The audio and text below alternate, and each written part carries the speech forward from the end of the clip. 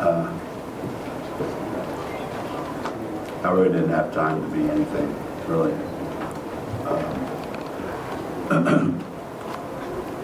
Just circumstances, you know, we had our 9 and 10 team here, so we really couldn't do anything other than try to enjoy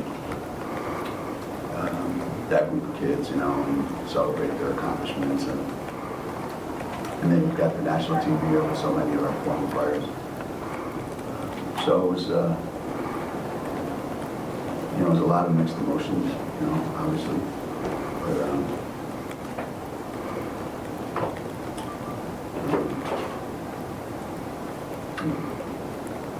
you got through it. Geno, have you ever been involved in so many mixed emotions? Is one happy to see that? I'm obviously so sad with the Kobe situation. Yeah, no, it's been yeah, it's been unlike anything that you know you get to experience. You know,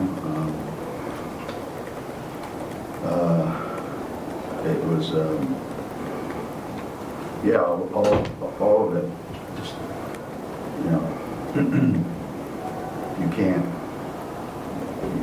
can't react to something like that. Say, well, this is what you do when this happens. You don't know what to do. You don't know what to say. So you just kind of sit there, and then you've got all these kids back with their families, and national teams here, and so you got to put on a happy face, and you got to do what you got to do. You know, it wasn't easy. You know, what do you think Kobe's legacy is going to be for women's basketball? I don't think he got a chance to really establish one in our game. I think in the next 30 years he might have been for the next generation of kids that knew his daughter or played with Gigi, and now he gets involved at a whole nother level because of her. You don't know, but he was just getting started. We used to talk about what defensive drills to do. I said, what, didn't you pay attention all those years of practice? He said, well, I got to teach my team man-to-man defense tonight. All right. Nobody could score on him for 20 years. He's asking me about defensive drills. We can't guard anybody. You saw that tonight. Yeah, I mean, I don't think he got a chance. He had a big impact on the world of sports. And, introducing the NBA to a whole part of the world that didn't know about it, and his businesses, and all the stuff that he's done. Those are things that will last forever. But, he probably would have had a bigger impact on his kids more than anything. Saw the tribute that you all had for Gigi on the bench. Can you just speak a little bit to what she meant to the program over the years? The first time that they were at a game, the old saying, she was like a little kid looking up at our players, and, you could just see the look in her eyes, like she was so excited. Now imagine the absurdity of that your father's Kobe Bryant, and the most excited you've been in a long time is being around college women's basketball players. But that's what it meant to her. That was what she aspired to be. So in that room, the very first time, the second time, after that it was a little bit different, but the very first time, so you got Gigi and her role models and people she looks up to. And then you got our players looking at her dad, like, so it was a real head shaking scene, and she was, when she came up here on campus, it's like, if she could have stayed, I think she would have stayed. when you start out as a young coach, if you're ever good enough, you may get the opportunity to coach USA basketball, which, for a young coach back in those days, that was like validation that, yeah, you're a pretty good coach, because USA basketball really wants you to work with their program. And I think my first opportunity with them was in 1992 or 93. And I've been with them ever since. And when I started out, my first opportunity with them, I started out, my team went 0-3. We couldn't win a game. I thought I was done for. I thought they'll never invite me back again. Then I'm probably the only one that could have Diana Taurasi and Elena Beard in the same backcourt and not win a championship. So I didn't really distinguish myself early on. But I've been probably so fortunate that so many of my players feel the same way I do about USA basketball. They're 15 and they aspire to be, Olympians, and they get involved in the program. And it's really tough for a young player to break into that, because the older guys never want to leave. And they would play until they're 60 if their body's held out, but it's not like the guys. Maybe you play 1 or 2 Olympics and then they're off. And with these women, once they got the bug, they're not going anywhere. They want to keep playing year after year after year. And I'm proud of the fact that so many of them were UConn alums, and they're not just on the team for their looks. They're on the team because they're the best players in the world, and that's what our program's really proud of that. We took the best high school players, we made them into the best college players, and then they became the best WNBA player, and then they became the best Olympians. That's pretty damn good.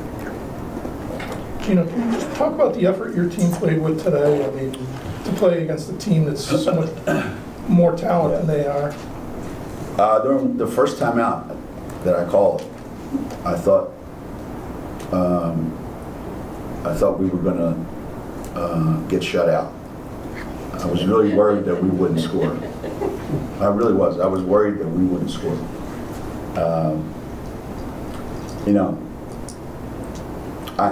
Now I know what it felt like when I had certain teams and we played against other teams. Where we would switch every screen and you couldn't run your offense against us. You couldn't get a pass completed. You couldn't make a shot. That we used to do that to teams, and now tonight I was on the other end of that. And our kids, they hung in there. They hung in there and they kept battling, made just enough shots, and we tied at halftime. There was half a win. Like, hey, for 20 minutes, we battled these guys, and hopefully the next 20 minutes, we can battle them just as hard and get a couple more things done on offense than we did in the first half. And for the most part, for 35 minutes, whatever it was, however long we held in there, we hung in there. And then, we just wore out. They're just too big and too talented and too smart.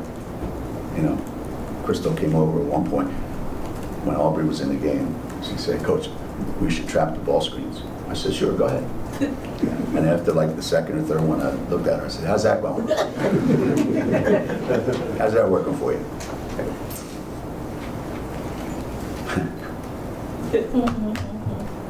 How about the way Megan played today? I mean, she really showed something. And to me, it's a great sign when you can get things done in a game like this, because that should give you a ton of confidence, no matter who you play against. Because getting buckets against these guys is not easy. So for you to be able to score, and be able to get to the rim and be able to make some big threes, and Meg's been getting better, every week, and today was just another step in that process. I was really proud of her today. She battled pretty hard. Geno, over the last 24 hours, a lot of people have been sharing memories, stories about Kobe on TV columns, whatever. Wondering what your fondest memories of him are.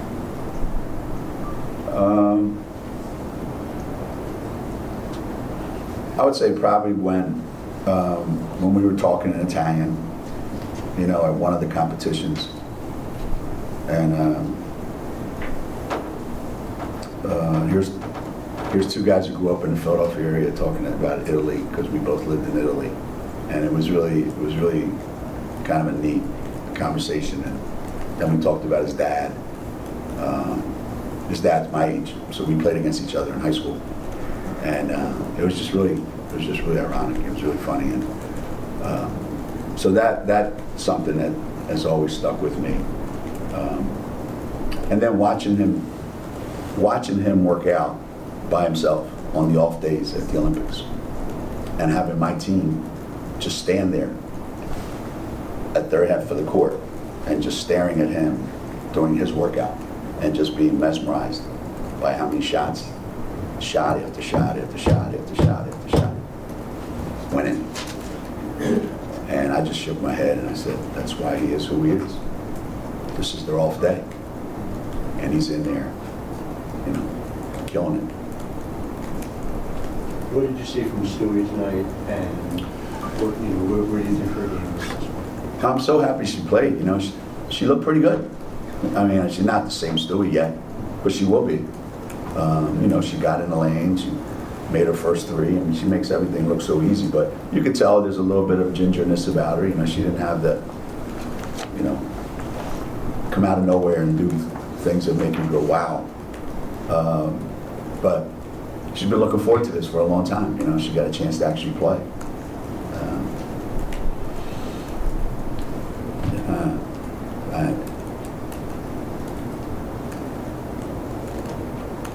She said that she thinks USA basketball, or that UConn made her and USA basketball better. Do you think that your experience with USA basketball has made you a better coach? Oh, for sure. Yeah, for sure. Yeah, no question about that. I've learned a lot about basketball coaching against some of the best international coaches, and watching them how they play and how they conduct themselves, and their style of play, and I brought back a lot of that stuff with me and tried to incorporate some of it into our program. So yeah, I'm way better as a coach because of those 8 years, especially with the Olympic team. I really learned a lot, and I learned a lot from coaching my former players in their 30s. Maybe they learned from me in their late teens, and I was learning from them in their 30s. They were teaching me things about basketball that I wouldn't have seen, because they've seen it all. So yeah, I would have to credit USA Basketball with a lot of stuff that we do. Coach, you talked the last week or so with these games that have been building up, of having the big game against Tennessee, the big game against Baylor, Tennessee, this game. I know you have another conference game, but then you have Oregon coming in. Can you just talk about what you've seen of the team to get ready for another, if you will, one of these big games? Yeah, and I think the following week we're at South Carolina. Yeah.